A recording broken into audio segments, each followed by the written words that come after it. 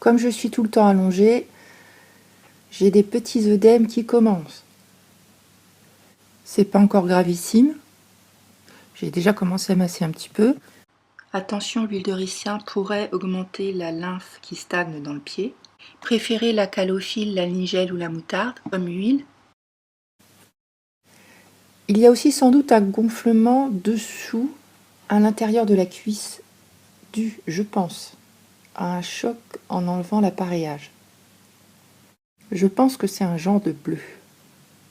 Donc sur la zone enflée, c'est moins souple. Là, c'est encore assez souple, mais dès qu'on veut commencer à passer par-dessus, ou même à tapoter, on sent tout de suite que le rebondi est beaucoup plus raide.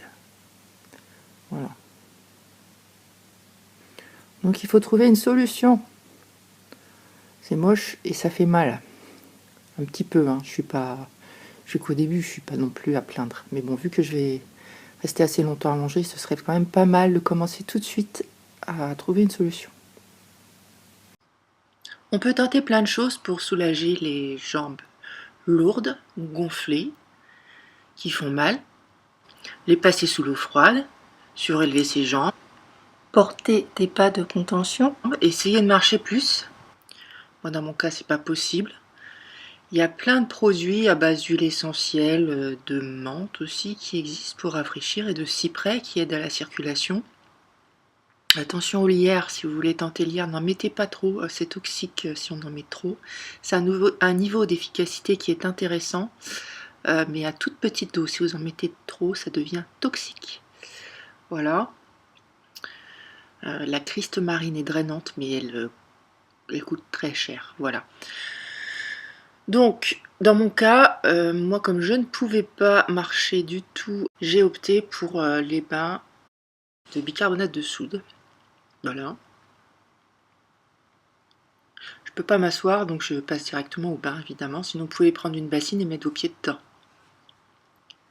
Donc, il ne faut pas s'attendre à un résultat immédiat en quelques minutes, hein, si vous avez les jambes gonflées. Il faut recommencer quand même quelques fois. Et personnellement, mon bain, il a duré quand même plusieurs heures. Ce que je fais, c'est que je mets un petit peu d'eau chaude un peu plus à chaque fois et j'attends que le temps passe. Et ça prend vraiment du temps. Mais bon, c'est efficace.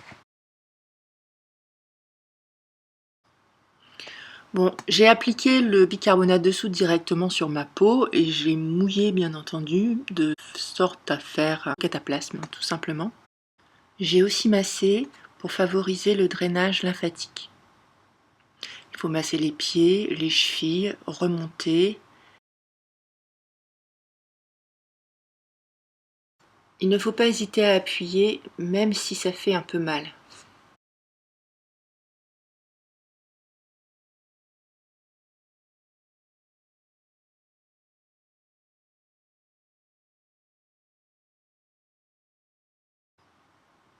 On remonte vers les genoux, on continue le drainage lymphatique.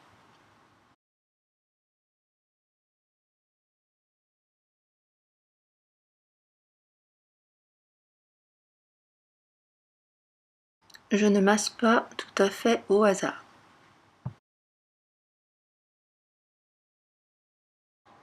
C'est important de bien masser les pieds.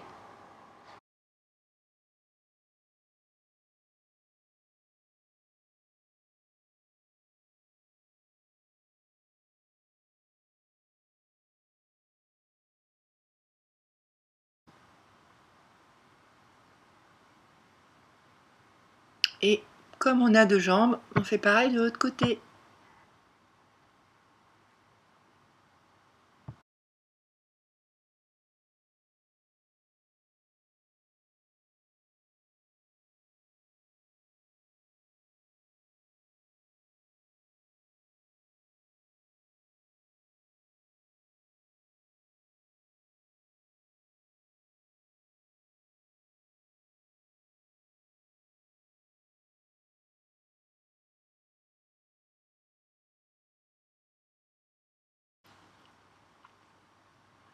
Bon, si vous êtes dans une baignoire, ensevelir les deux jambes, c'est très bien aussi.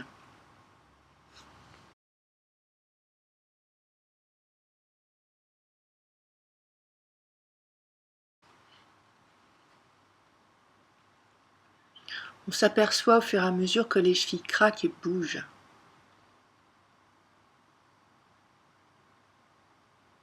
Il y a plus d'amplitude de mouvement. Ah, la cheville est beaucoup mieux, elle est plus fine là. Voilà. Après des heures et des heures dans le bas à masser aussi. Bon, je masse pas tout le temps, mais quand même je masse pas mal parce que ça fait du bien. Et voilà la différence. Mais ça n'arrive pas la première fois. Il faut prendre plusieurs bains et y rester longtemps. On peut combiner bien sûr avec le fait de surélever ses jambes, de marcher. Et moi je ne marche même pas. S'il fait chaud, n'hésitez pas à combiner plusieurs solutions. Le bicarbonate se trouve en grande surface pour quelques euros. Avec uniquement ce bain, mon paquet de 800 grammes est presque vide.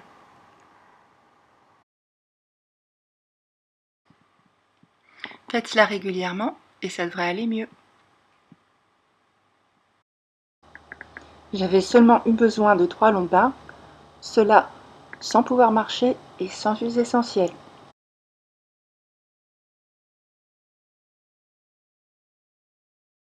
Merci d'avoir regardé cette vidéo. N'hésitez pas à liker et à partager.